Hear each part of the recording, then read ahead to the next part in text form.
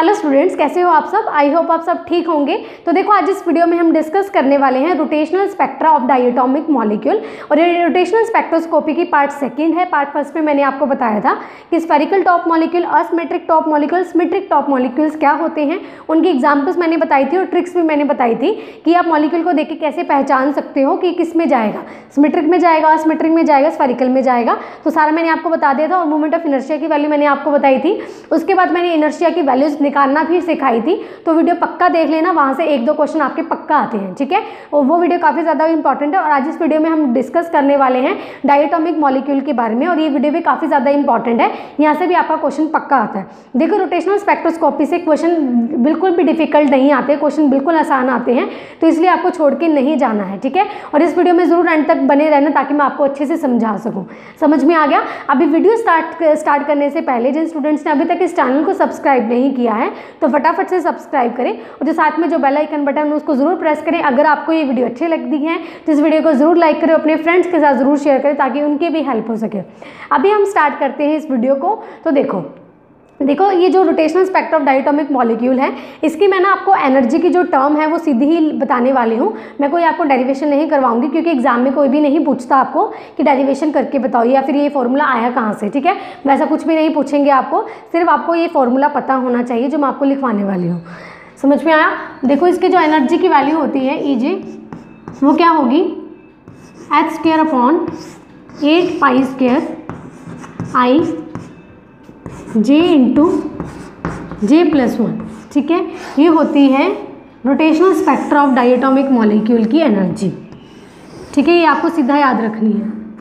समझ में आ गई। आपको सीधा याद रखनी है।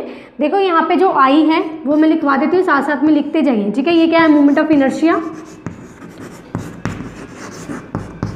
ठीक है। साथ साथ में नोट्स बनाते जाइए। ये क्या है आपका मोमेंट ऑफ इनर्शिया।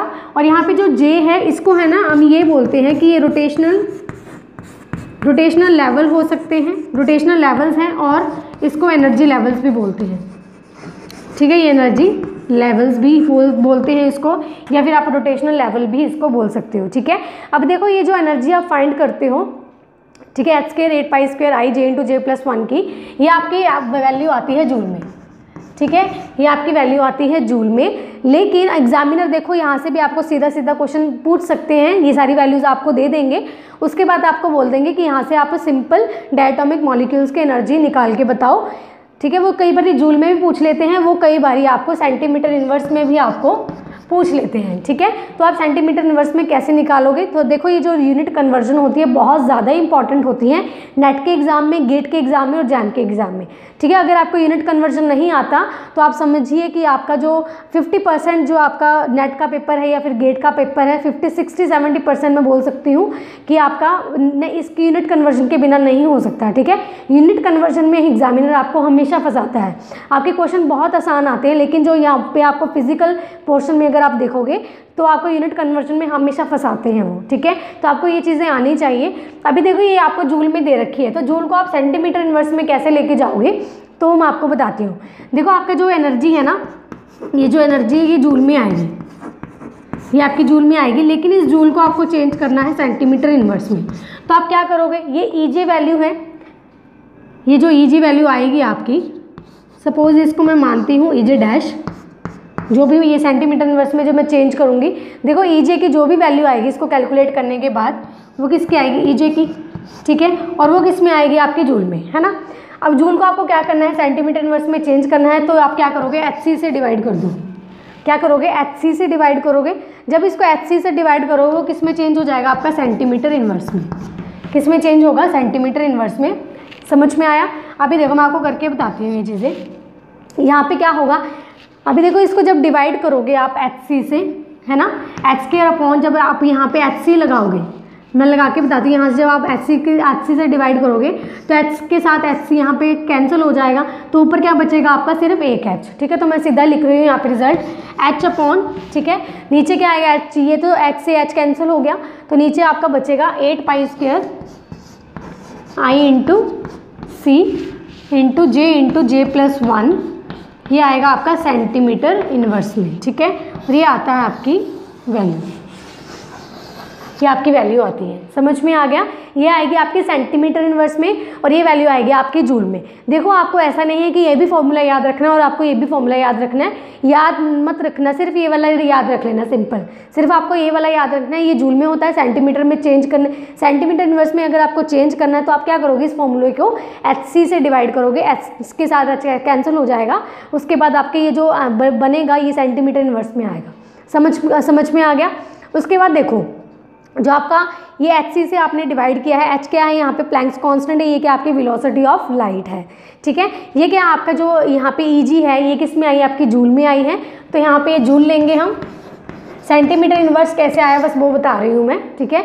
EG क्या आई है आपकी जूल में, और ये जो प्लैंक कांस्टेंट है इसकी जो यूनिट होती है वो क्या होगी आपकी जूल, ठीक है, और सेकेंड इंटू, और जो आपकी जो वेलोसिटी ऑफ लाइट है वो किस में होती है, सेंटीमीटर सेकंड इनवर्स में, ठीक है, इसमें होती है। और सेकंड के साथ second cancel, second inverse cancel होएगा, जूल के साथ जूल कैंसिल हो जाएगा। अभी नीचे क्या था, सेंटीमीटर था, ऊपर जाके क्या हो जाएगा, सेंटीमीटर इनवर्स, तो इसलिए क्या आएगा आपका सेंटीमीटर इनवर्स में रिजल्ट आएगा। इतनी बात क्लियर है? उसके बाद देखो जो आपका ये वाली वैल्यू है h/8π² IC, इसको क्या बोलते हैं, यहाँ पे बता देती हूँ मैं।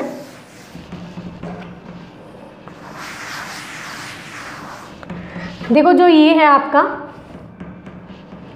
h/8π² IC, इसको बोलते हैं B, ठीक है। ये वैल्यू किसकी होती है, आपकी B की वैल्यू होती है। किसकी वैल्यू होती है, B की वैल्यू होती है। और इस B को क्या बोलते हैं, B आपका क्या है, रोटेशनल कांस्टेंट। रोटेशनल कांस्टेंट ये बहुत ज़्यादा इंपॉर्टेंट है B, ठीक है, ये B बहुत इंपॉर्टेंट है। कई बारी तो आपको सिर्फ रोटेशनल कांस्टेंट की वैल्यू निकलवाते हैं, तो आपको क्या करना है, यही याद रखना है, HC से डिवाइड करोगे, डिवाइड करने के बाद जो भी आपका बनेगा, और ये जो वैल्यू निकलेगी आपकी ये J वाली टर्म्स को छोड़ के, ठीक है, जो भी निकलेगा आपका वो क्या होगा, रोटेशनल कांस्टेंट, ठीक है। इतनी बात ये चीज़ होती है। अभी देखो जो यहाँ पे J है, J मैंने आपको क्या बताया है, ये क्या आपका रोटेशनल लेवल है या फिर एनर्जी लेवल है। और इसके बाद जो इनकी वैल्यूज़ होती हैं J की, वो कहाँ से आपको स्टार्ट करनी है, 0 से स्टार्ट करनी है। कहाँ से स्टार्ट करोगे, 0 से स्टार्ट करोगे, कहाँ तक जाओगे, 1 2 3 4 अप टू n तक, ठीक है, n तक आपको जाना है, 0 1 2 3 4, मतलब 0 से स्टार्ट करनी है। इतनी बात समझ में आ गया? तो ये चीज़ें हैं, ठीक है, ये बहुत इंपॉर्टेंट है। रोटेशनल कांस्टेंट भी आपको सीधा सीधा निकलवा लेते हैं, ठीक है। आगे हम करते हैं, इसका आप स्क्रीनशॉट ले लीजिए रिजल्ट्स का, ठीक है। तो देखो आज आगे हम डिस्कस करेंगे कि 0 पॉइंट एनर्जी क्या होती है, सिलेक्शंस रूल क्या होते हैं, ठीक है, डेल्टा E की वैल्यू क्या होती है, ट्रांजिशन एनर्जी आपकी क्या होती है, वो सारे हम यहाँ पे देखेंगे, ठीक है। तो देखो अभी मैंने आपको ये चीज़ें निकालने सिखाई है कि B आपका रोटेशनल कांस्टेंट होता है। तो देखो जब B आपका रोटेशनल कांस्टेंट है तो इस टर्म को हम क्या लिख सकते हैं, B लिख सकते हैं, यानी B इंटू J+1। एनर्जी की वैल्यू जो आएगी आपकी क्या आ जाएगी, in terms of rotational constant B into J+1 centimetre inverse, ठीक है। तो अभी देखते हैं आगे।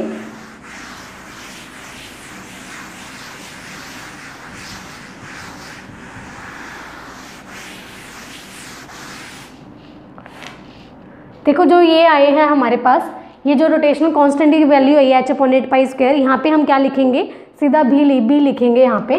तो जो हमारी एनर्जी की वैल्यू होती है, ठीक है, डैश लिखेंगे क्योंकि हमने सेंटीमीटर इनवर्स वाले को डैश में माना था। यहाँ पे क्या आएगा आपका B into J+1 centimetre inverse, ठीक है। तो ये चीज़ होती है। अभी देखो हम क्या निकालेंगे यहाँ पे, 0 पॉइंट एनर्जी। 0 पॉइंट एनर्जी, मुझे ये बताओ 0 पॉइंट एनर्जी का मतलब ये है कि जो ये एनर्जी है ये 0 कब होगी, ठीक है। ये जो एनर्जी मैंने निकाली है E' की, ये 0 कब होगी, ठीक है, कब होगी ये 0। देखो जो J है, मैंने आपको क्या बोला, ये रोटेशनल लाइन्स है, एनर्जी लेवल्स हैं आपके। ये इनकी वैल्यू जो आपकी स्टार्ट होती है, J = 0 से स्टार्ट होती है और कहाँ तक जाती है, n तक, ठीक है, कहाँ तक जाती है, अप टू n तक जाती है। तो इसकी वैल्यू जो एनर्जी की वैल्यू है 0 कब होगी, जब J की वैल्यू हम क्या पुट करेंगे यहाँ पे 0, ठीक है। जब हम J की वैल्यू यहाँ पे क्या लेंगे 0, इस इक्वेशन में जब हम इसको पुट करेंगे, तो जब हम क्या करेंगे यहाँ पे 0 करेंगे, तो 0 को किसी के साथ भी जब मल्टीप्लाई करते हैं तो जो सारी वैल्यू क्या बन जाती है आपकी 0, ठीक है। तो यहाँ पे E' की वैल्यू आपकी क्या आएगी 0। तो ये आ गया आपका 0 पॉइंट एनर्जी। समझ में आ गया। अब जो इसका सिलेक्शन रूल होता है, देखो बहुत इंपॉर्टेंट है सिलेक्शन रूल, यहाँ से भी आपका एक क्वेश्चन पक्का आता है सिलेक्शन रूल से। स्पेक्ट्रोस्कोपी में आपके सिलेक्शन रूल से एक क्वेश्चन पक्का आपको मिलेगा, ठीक है। डिफरेंट आपको दे दिए जाते हैं। आपको पूछ ऐसे भी सकते हैं कि रोटेशनल स्पेक्ट्रोस्कोपी का डायटोमिक मॉलिक्यूल में कि आपके उनके सिलेक्शन रूल्स क्या हैं, ठीक है। तो आपको सिलेक्शन रूल याद होने चाहिए। तो इसका सिलेक्शन रूल क्या निकलेगा कि हम जो डेल्टा जे की वैल्यू होती है हमारे पास +-1 होती है, ठीक है, +-1 होती है। इसका मैं मतलब समझाती हूँ क्या है +-1 का, ठीक है। देखो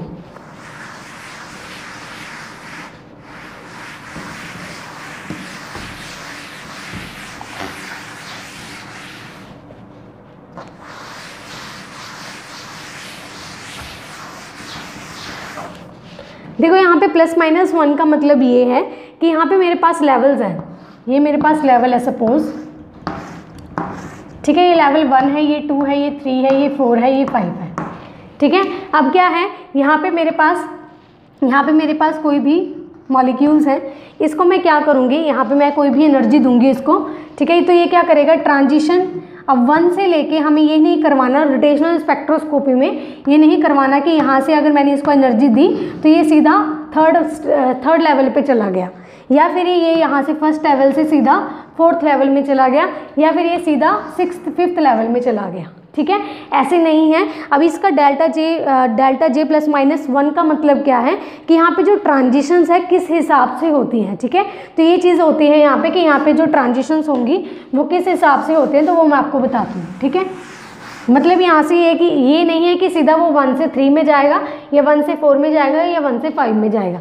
इसके यहाँ पे सिलेक्शन रूल दिए हुए हैं कि यहाँ पे जो ट्रांजिशंस है वो कहाँ कैसे होती हैं कि वो 1 से सीधा 2 में जा सकता है, ठीक है, 1 से 2 में जा सकता है। जब वो 2 में पहुंच गया तो वो 2 से 3 में ही जा सकता है। जब वो 3 पे पहुंच गया वो 3 से 4 में जा सकता है, 4 से वो 5 में जा सकता है। ये है इनके सिलेक्शन रूल, यानी वो डेल्टा जे +-1 यानी वो यहाँ पे ये जो 1 है 1 से 2 में जाएगा, 2 से 3 में जाएगा, 3 से 4 में, 4 से 5 में। इस तरीके से आपकी ट्रांजिशंस होती हैं। इतनी बात समझ में आ गई। ये थे यहाँ पे इसके सिलेक्शन रूल, ये मैंने आपको समझा दिया। अब मैं बताती हूँ आपकी जो ट्रांजिशन एनर्जी होती है यानी डेल्टा ई की वैल्यू होती है वो क्या होती है।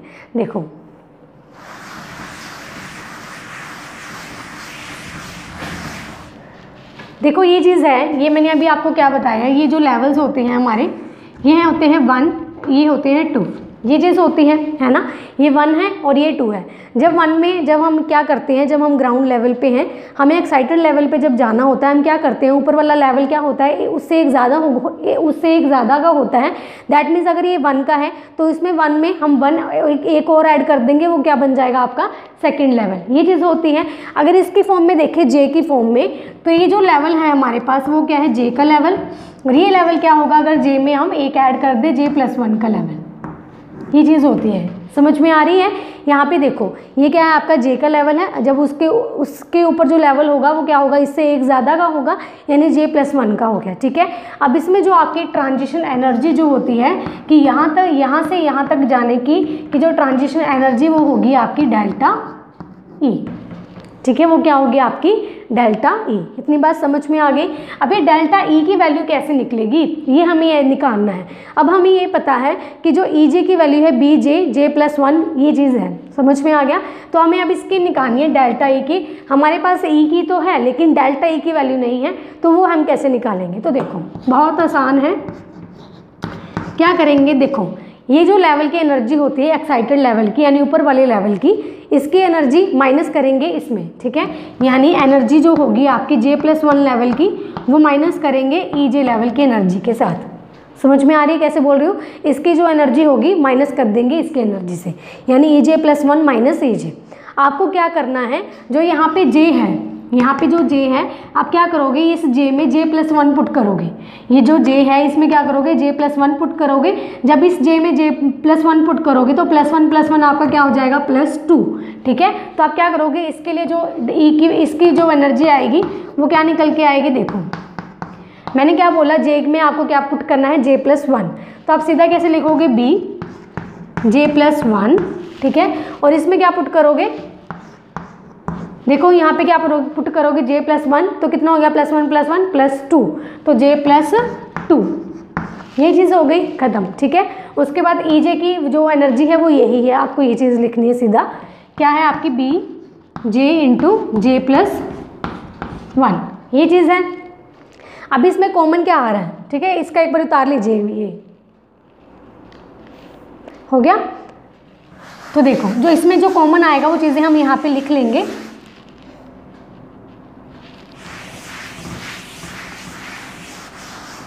देखो इनमें कॉमन क्या है आपके पास, यहाँ पे कर देती हूँ कि डेल्टा ई में कॉमन क्या आएगा, यहाँ पे आएगा आपका B और J+1, ठीक है, सिर्फ यही कॉमन आ रहा है। इसके अंदर आपका बनेगा, ये हमने निकाल लिया, इसका बनेगा J+2, ठीक है, क्योंकि ये हमने कॉमन निकाल लिया J+2, इसमें क्या आएगा J, ठीक है।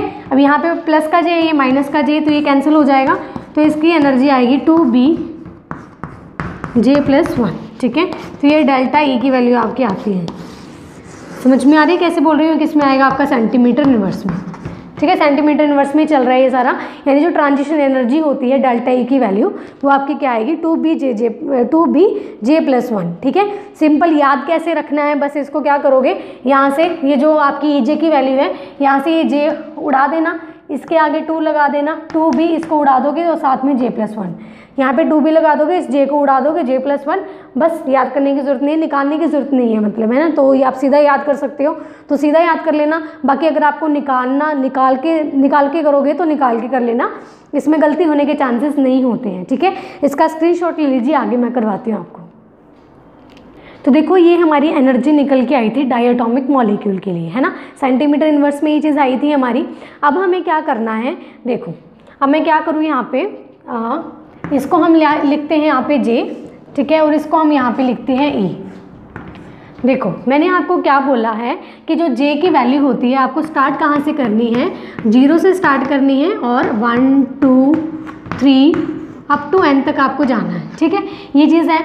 अगर आप देखो यहाँ पे अगर आप 0 के यहाँ पे जो J की वैल्यू अगर 0 पुट करते हो तो आपकी जो एनर्जी है वो क्या बनेगी, यहाँ पे अगर आप इसकी वैल्यू 0 पुट करोगे तो 0 हो जाएगा सारा, तो यहाँ पे जो E0 ले लो, ठीक है, तो वो कितना हो जाएगा, EJ की वैल्यू आपकी क्या होएगी 0, ठीक है।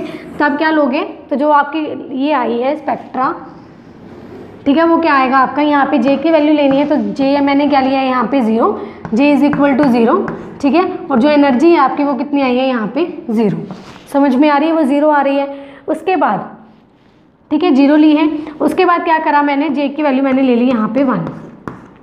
जब मैंने J की वैल्यू यहाँ पे 1 पुट करी तो यहाँ पे 1 पुट करेंगे, यहाँ पे 1 पुट करेंगे, 1 + 1 कितना हो गया 2, तो यहाँ पे क्या हो जाएगा आपका 2B, तो एनर्जी विद रिस्पेक्ट टू इसके कितनी आएगी आपकी 2B, ठीक है। तो आप क्या करोगे, तो जो आपकी जो सेकंड लाइन है वो किसकी आएगी, J = ये 1 मैंने पुट किया यहाँ पे, तो इसकी एनर्जी कितनी आई है 2B, ठीक है, ये मेरा आया है 0, ये कितनी आई है 2B, है ना। उसके बाद मैंने क्या करा, अगर J की वैल्यू मैं पुट करूँ यहाँ पे 2, ठीक है, तो उसके विद रिस्पेक्ट टू एनर्जी कितनी आएगी, अगर इसकी वैल्यू 2 पुट करूँ तो 2 यहाँ पे, 2 यहाँ पे, तो 2 + 1 कितना हो गया 3, 3 × 2 कितना हो गया 6, ठीक है, तो एनर्जी कितनी आएगी आपकी 6B। यानी मैंने क्या किया, जब J को मैंने पुट किया यहाँ पे J = 2, ठीक है, तो ये कितना आ गया आपका 6B, समझ में आ रही है। उसके बाद मैंने क्या करा, J = 3 पुट करा, तो इसके विद रिस्पेक्ट टू जो एनर्जी है यहाँ पे कितनी आएगी 3, ठीक है, 3 + 1 कितना हो गया 4, 4 × 3 कितना है 12, तो यहाँ पे कितना आ गया 12B, ठीक है, ये 12B आ गया। तो उसके विद रिस्पेक्ट टू आपका क्या आएगा यहाँ पे J = 3 और 12B, ये चीज़ है। उसके बाद फिर से पुट करना है आपको J = 4, तो 4 के लिए जब आप यहाँ पे पुट करोगे 4 + 1 कितना हो गया 5, 5 × 4 कितना है 20, तो यहाँ पे एनर्जी की वैल्यू कितनी आई है 20B, ठीक है, इसके with respect to energy 20B आई है, तो यहाँ पे हम कितना लेंगे 20B इसकी एनर्जी, ठीक है। उसके बाद यहाँ पे J विद रिस्पेक्ट टू 4 पे, अगर हम करेंगे J विद रिस्पेक्ट टू 5 पे तो वो कितना आएगा, यहाँ पे देखो 5 पुट करो, यहाँ पे अगर 5 पुट करोगे यहाँ पे करोगे तो 6, तो 5 कितना हो गया 30B, ठीक है, तो कितना आएगा आपका 30B। आगे पुट करते रहना, इस तरीके से आपको पुट करना है। अभी देखो जो यहाँ पे डिफरेंस है, इन दोनों में डिफरेंस है जो, वो कितने का है, ये 0 है, ये 2b है, तो इन दोनों में डिफरेंस 2b का है ना। इन दोनों में डिफरेंस कितने का है, 6b और 2b में, 6 और 2b में कितने का डिफरेंस है, 4 का। तो आप क्या करोगे, 4b लिख दोगे। इन दोनों में डिफरेंस 12 और 6 में 6b का, ठीक है। इन दोनों में डिफरेंस आ गया 6b, 4b, 2b, यहाँ पे आ गया आपका 8b का, ठीक है। इनमें डिफरेंस है आपका 10b का, इस तरीके से है। और उसके बाद जाओगे जब यहाँ पे आओगे तो वो डिफरेंस कितना आ जाएगा आपका 12b का। इस तरीके से आपको आगे जाना है, ठीक है। तो ये चीज़ें आई हैं आपकी। देखो अगर हम यहाँ पे बनाए जो रोटेशनल स्पेक्ट्रा, इसके विद रिस्पेक्ट टू जो हम रोटेशनल स्पेक्ट्रा ड्रॉ करेंगे तो वो कैसे करना है आपको, वो मैं आपको सिखाती हूँ।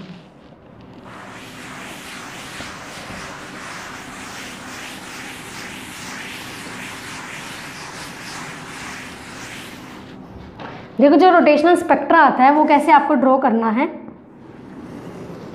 ये आपकी क्या है, फर्स्ट रोटेशनल लाइन, ठीक है।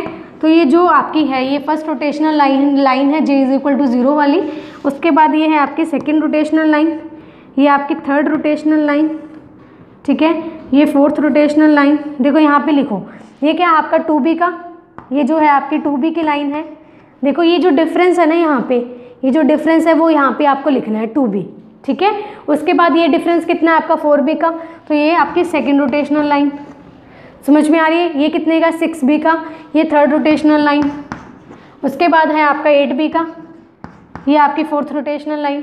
फिर आएगी आपकी 10b का, उसके बाद आएगा आपका 12b का, उसके बाद 14b का, उसके बाद 16b का, उसके बाद 18b का, ठीक है। इस तरीके से निकालते जाना आप, तो ये चीज़ आती है। अब अभी देखो ये थोड़ी सी बिट गई लाइन मेरे। देखो ये जो चीज़ें हैं आपको क्या करनी है, ये हमारा क्या आ गया, ये रोटेशनल स्पेक्ट्रा आया हमारा, ये हमारा रोटेशनल स्पेक्ट्रा आया है, ठीक है। इनमें जो स्पेसिंग होती है, ये जो दो लाइन मेरी लाइंस आई हैं रोटेशनल लाइन, इनमें जो स्पेसिंग होती है ना वो इक्वल होती है। ये मेरे से थोड़ा सा हो गया, ठीक है। बाकी जो स्पेसिंग है यहाँ पे वो क्या होंगी, इक्वली होती है, ठीक है। अभी देखो अब 2b में और 4b में जब आप देखोगे ये जो डिफरेंस है, ठीक है, जो फर्स्ट रोटेशनल लाइन है और सेकंड रोटेशनल लाइन है, इनमें जो डिफरेंस आपका कितना है 2b का, कितना है 2b का है। और 4b और 6b में जो डिफरेंस है वो कितना आएगा 2b का, ठीक है। ये भी 2b है। अगर 6b और इसमें देखोगे तो ये भी कितना आपका 2b का, ठीक है। 8b और 10b में ये भी 2b का, ये भी 2b का, ये भी 2b का, ठीक है।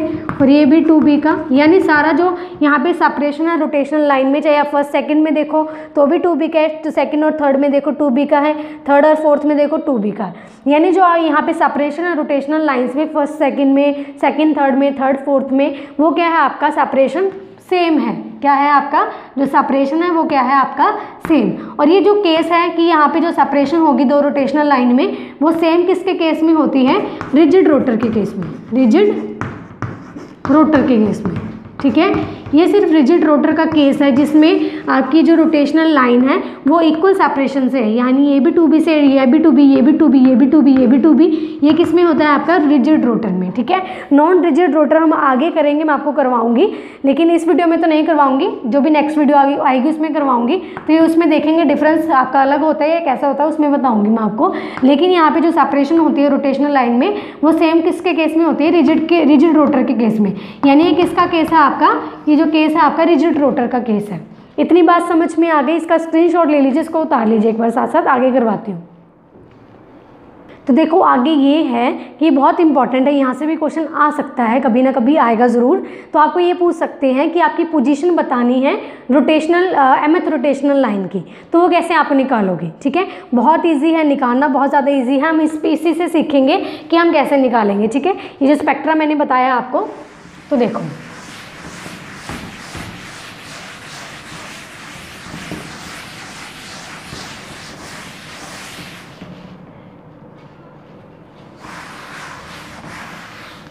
देखो अगर आपको पूछ ले कि पोजीशन आपको निकालनी है, position of mth rotational line, तो वो कैसे निकालोगे। देखो बहुत इजी है, आपको क्या करना है, जो डेल्टा ई है ठीक है, 2b इंटू m, बस ये फॉर्मूला आपको याद रखना है, 2b इंटू m। अब देखो जो m है वो क्या है, यानी वो अगर आपको दे दे कि आपको निकालनी है थर्ड रोटेशनल लाइन, ठीक है, आपको थर्ड रोटेशनल लाइन की पोजीशन निकालनी है, तो वो कैसे निकालोगे, पूछ सकते हैं ना वो कि आपकी यानी फोर्थ रोटेशनल लाइन की पोजीशन निकाल के बताओ या सिक्स रोटेशनल लाइन की पोजीशन निकाल के बताओ, तो वो कैसे निकालोगे। तो देखो यहाँ पे जो m है वो क्या है, आपकी ये जो रोटेशनल लाइन है वो, अगर मैं बोलूँ यहाँ पे आपको बोल दे कि थर्ड रोटेशनल लाइन की रोटेशनल लाइन है, ठीक है, उसकी आपको पोजीशन फाइंड करनी है, ठीक है, आपको क्या फाइंड करनी है, तो पोजीशन आपको फॉर्मूला तो पता है लेकिन आपको निकालना नहीं आता, तो वो कैसे निकालोगे। देखो यहाँ पे थर्ड रोटेशनल लाइन बोला, तो थर्ड रोटेशनल लाइन के लिए 1, ये फर्स्ट रोटेशनल लाइन, ये सेकंड रोटेशनल लाइन, ये थर्ड रोटेशनल लाइन, ठीक है। तो थर्ड रोटेशनल लाइन के लिए आपका जो वैल्यू है वो क्या है, 6 का, ठीक है, क्या है 6b है, क्या है 6 है ना, तो आप क्या करोगे, m की जगह पे आप क्या पुट करोगे, यहाँ पे 6 पुट करोगे, ठीक है।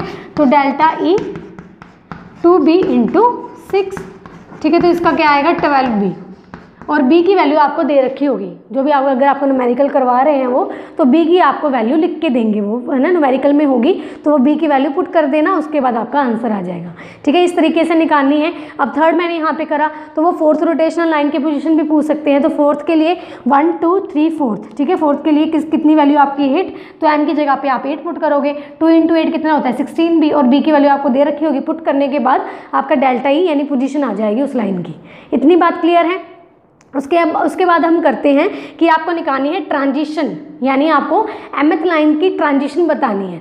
अगर आपको कोई भी लाइन दे रखी है, सपोज आपको दे रखी है 6th, ठीक है, आपको कोई 6th लाइन दे रखी है और इसकी ट्रांजिशन बतानी है, तो ट्रांजिशन तो हम बोल सकते हैं कि ट्रांजिशन 6 लाइन की कैसे होगी, 6 to 7 होगी, लेकिन ऐसा नहीं होगा, ठीक है, गलत हो जाएगा ऐसा, ये जो आप बता रहे हो कि 6 to 7 इसकी जो ट्रांजिशन होगी, तो 6 to 7 ट्रांजिशन नहीं होती है, होगी कैसे वो मैं आपको बताती हूँ, ठीक है।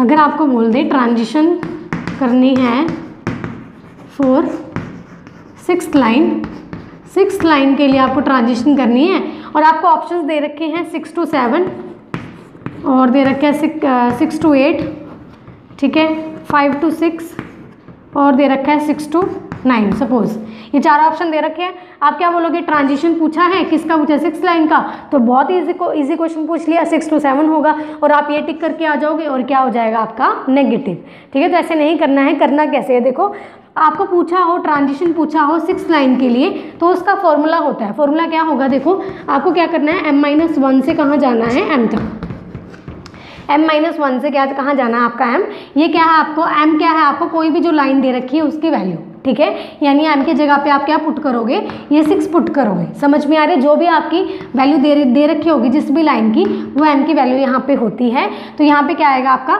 6 - 1, और यहाँ पे क्या आएगा आपका 6 - 1 to 6, यानी आपकी जो ट्रांजिशन होगी वो क्या होगी 5 to 6, यानी एक लोअस्ट से होती है, ठीक है। तो आपका जो आंसर ये नहीं आएगा, आपका आंसर ये आएगा। तो ऐसे नेगेटिव होते हैं जब हमें कॉन्सेप्ट्स नहीं पता होते।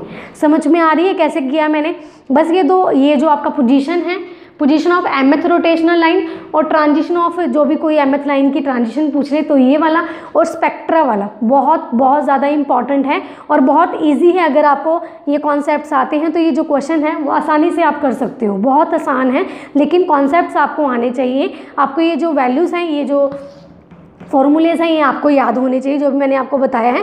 अगर आपको ये चीज़ें नहीं पता है तो ये चीज़ें गलत हो जाती हैं, ठीक है। तो आज की वीडियो में सिर्फ इतना ही, मिलते हैं नेक्स्ट वीडियो में, तब तक के लिए आप ये सब पढ़ लेना, ठीक है। नेक्स्ट वीडियो आएगी, इससे एक रिलेटेड ही होती है, देखो एक दूसरे से अगर आप नहीं पढ़ के रखोगे तो नेक्स्ट जो वीडियो आएगी वो आपको समझ में नहीं आएगी। तो फर्स्ट पार्ट और सेकेंड पार्ट आप देख के रखना, जब पार्ट 3rd आएगा तो आपको आसानी से समझ में आ जाएगा, ठीक है। मिलते हैं नेक्स्ट वीडियो में, तब तक के लिए बाय बाय।